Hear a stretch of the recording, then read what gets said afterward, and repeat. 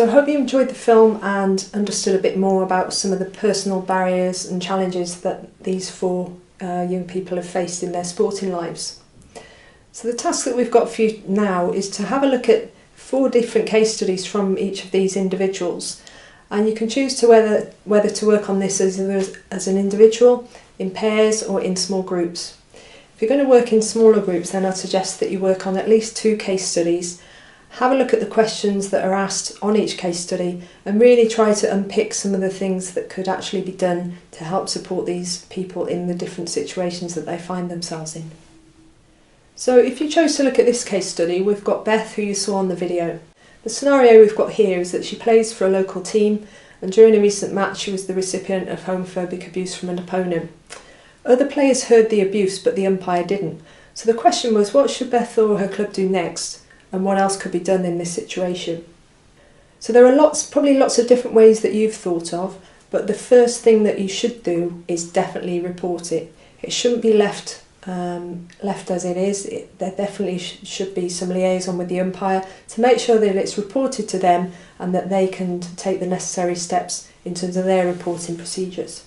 And what we've got in sport is these pathways in terms of discipline and governance, so that there is a line that we can follow, or a path that we can follow if we're really serious about tackling homophobia in sport.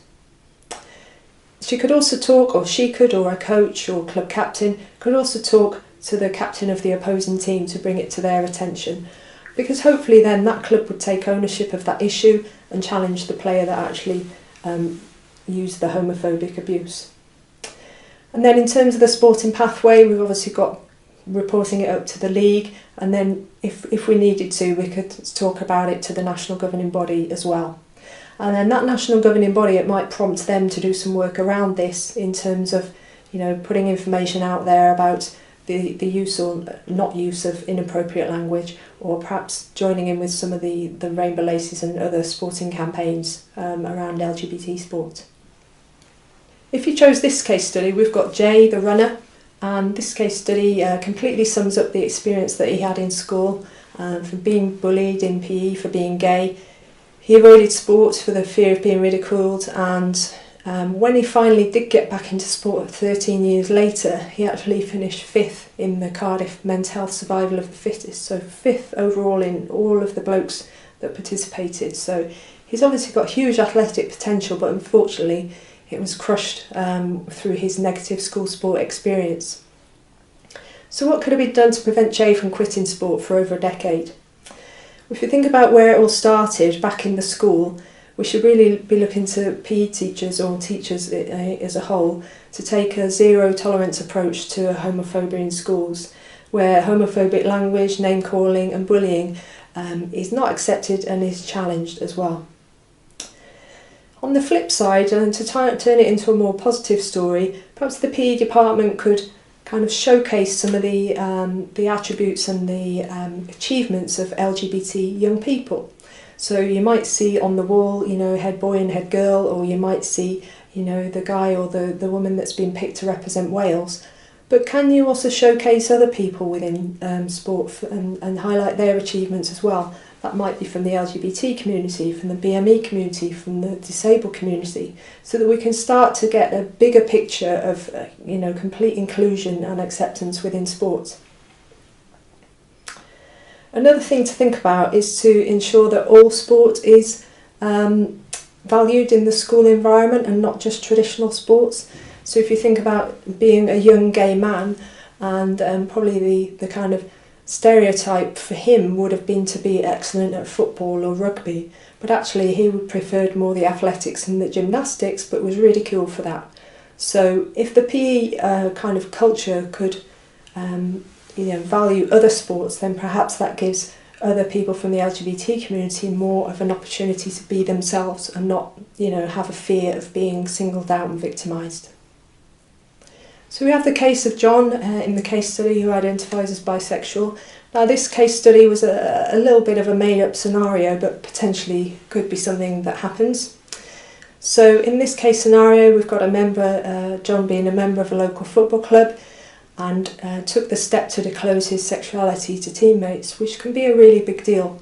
But since doing that, he was the focus of jokes directed at his sexuality, and the coach hasn't stepped up and supported him. He's just passed it off as a bit of banter. So now John's left in a situation where he's disclosed something really personal, but actually now it's being made fun of in the sense of homophobic bullying. So what should John do, and where could he turn to for support? I guess in a real scenario like this, John might just leave the club and not come back and hope that he goes and finds another club that's a bit more accepting. But ideally in sport, that's not what we want to happen. So he's got a couple of options here. And if we take this as an example of an adult football team where potentially there isn't a welfare and support officer, so he's really just got himself and the coach, maybe another manager and his teammates. If he was confident enough, he could challenge the coach, but obviously, that takes might be a big step for some people to do, but that could be a good first step. And if that doesn't work, then there are several different options. And like we've mentioned already, in terms of sport and football, there are certain pathways and certain kind of disciplinary or governance pathways that John could seek out support from. So he could go to his league, or he could go to his local county FA or area association to seek advice and support. He could also look to organisations like ours, LGBT Sport Cymru or Pride Sports, just for a bit of informal guidance and advice. He might even figure out that there's another local football club down the road that is more welcoming and accepting, or that one that does identify itself as being welcoming to the LGBT community. And then with Hannah's case study, who's a transgender woman, she gave up competitive sport 3 years ago at the start of her transition process. She's been taking hormone therapy for a couple of years and would really like to play sport again. What you heard on the video was that she felt like sport wasn't for her anymore, that she wouldn't feel welcomed, but also she didn't even think she had the opportunity. So what kind of barriers do you think she might face by deciding to come back to sport? And if Hannah approached your sports club or organisation or national governing body, how would you be able to support her? So hopefully you've come up with some really good questions, but have a think about potentially the lack of understanding from coaches and administrators of the clubs, of the governing bodies, in terms of transgender policies and in terms of how she is actually able and eligible to play competitive sport again. If you don't know what the trans policy is for your national governing body, it might be interesting to just go and look it up. You should be able to find it quite easily online through their own website. Obviously there are Hannah's own personal fears to get over in terms of overcoming potential prejudice and the anxiety surrounding joining a new group and how she might feel welcomed and approached. And then something we've already talked about as well is the potential lack of suitable changing facilities for her, depending on what stage of transition that she's at, but also depending on her own levels of confidence in terms of now almost being forced to use the female changing rooms. Is she at that point where she does feel comfortable and confident to do that?